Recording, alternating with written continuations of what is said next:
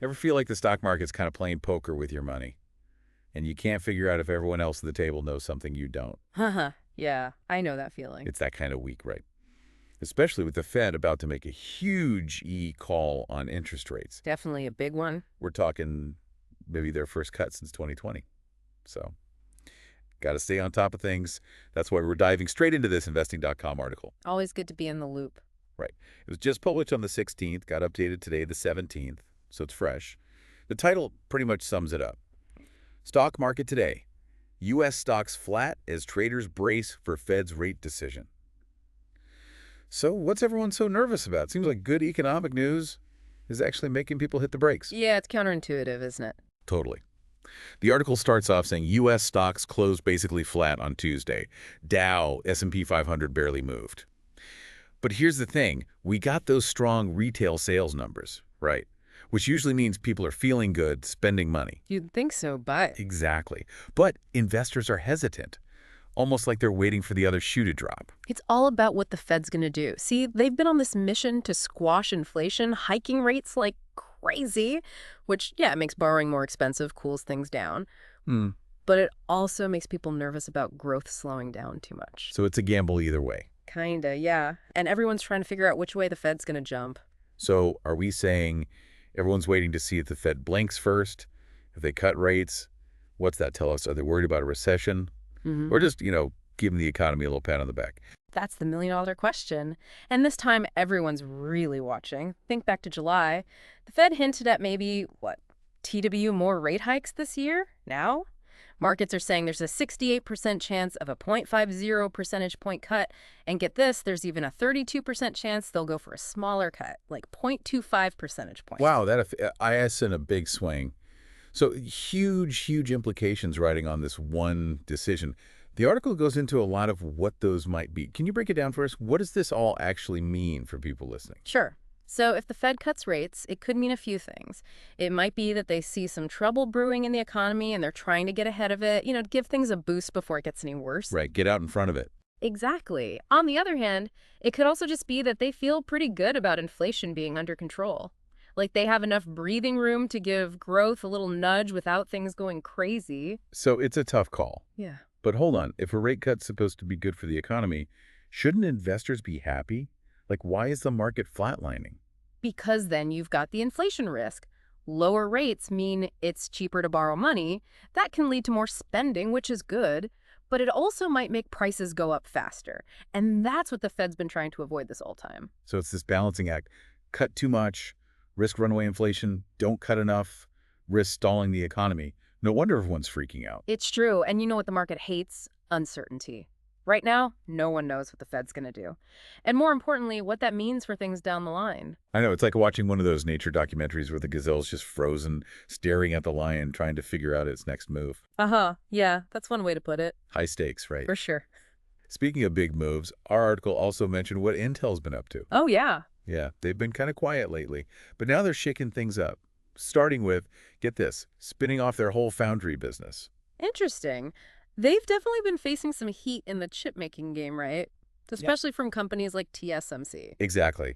So by spitting this off, Hmm. it's like they're streamlining, focusing on what they're known for, designing and building their own chips. Makes sense. Less about spreading themselves thin, more about doubling down on their strengths. Could even bring in more investors, Well, now they can pump those resources into what everyone wants, cutting-edge chips, which is huge EE right now with AI, data centers, even self-driving cars, and everyone needs more power. It's like they're clearing the deck to go all in on innovation. Pretty much. And the market seems to like it. Their stock jumped almost 3% on the news. But before everyone races out to buy Intel, how should someone be thinking about investing right now? Especially with so much uncertainty everywhere else. You hit the nail on the head. Context is everything. Can't just look at one company alone. Got to see the bigger picture. Are there risks? What are the trends? So with Intel, yeah, this spinoff shows they're thinking strategically. But, Always a but. right. Investors got to dig deeper. How do they stack up against AMD? What's their plan with this global chip shortage? How are they funding all this R&D? Can't just jump in blindly. So, like due diligence. You don't just see a clue, you got to investigate the whole scene. Exactly. Look at their market share. Are new products doing well? What are the experts saying about their future? Information is key. And speaking of information, Dot, this Investing.com article wasn't all about the Fed and tech. It also brought up Hurricane Francine and what that's doing to energy. Right, because something like that, even if it seems totally unrelated to Wall Street. It all connects, right? Yep. Hurricane Francine messed with oil production in the Gulf. So what happens? Crude oil prices shoot up. Mother Nature playing the market, huh? In a way, yeah. It highlights those black swan events everyone talks about. The unpredictable stuff that throws everyone off. Okay, so Black Swan. Those curveballs no one sees coming. Yeah. What's a smart investor supposed to do? Well, you can't plan for every surprise, but you can be prepared. This is where diversification comes in. That old saying, don't put all your eggs in one basket. Still holds true. Absolutely. Stocks, bonds, real estate, whatever it is, you got to spread the risk. So if one area goes down, The others can help soften the blow. Yeah. Exactly. And within each of those, diversify even more. Don't bet everything on one company or one industry. Spread it around. That way, if something tanks, your whole portfolio doesn't go down with it. it's like a financial safety net. I like it. So we've got staying informed, digging into the details of companies, keeping an eye on the bigger picture, A&D diversifying. Anything else our listeners should keep in mind as they navigate this whole stock market thing? There's one more big one, and people forget this all the time. Knowing your own risk tolerance. Risk tolerance. Uh-huh. The big mystery. Yeah, risk tolerance. Everyone says it's important, but how do you actually figure out what yours is? It really is personal. No right or wrong answer. It's more about how much could your investments drop before you're like, okay, this is not fun anymore. Right. Like, is it 10%, 20%? What's going to keep you up at night? Exactly. And it's not like you figure it out once and you're done. It changes as you get older, as your goals change, even just your stage of life. Someone who's like 20 trying to buy their first place is going to be way different than someone thinking about retiring, for sure. Totally. Which actually reminds me of another thing, time horizon. We talk about that a lot. How long you're planning to hold on to your investments? Right. Yep. Yeah, it makes a huge difference. If you're in it for the long haul, like 10, 20, 30 years, those short-term ups and downs matter less. You ride it out. But if you need that money in a couple years, you're going to be way less into something that could swing wildly tomorrow. Okay, that makes sense. So the longer you can let things simmer, the more risk you can handle, because there's Yeah. time to bounce back. Exactly. Think about baking bread. Like- Gotta let that dough rise, right? Love it. Can't rush the process.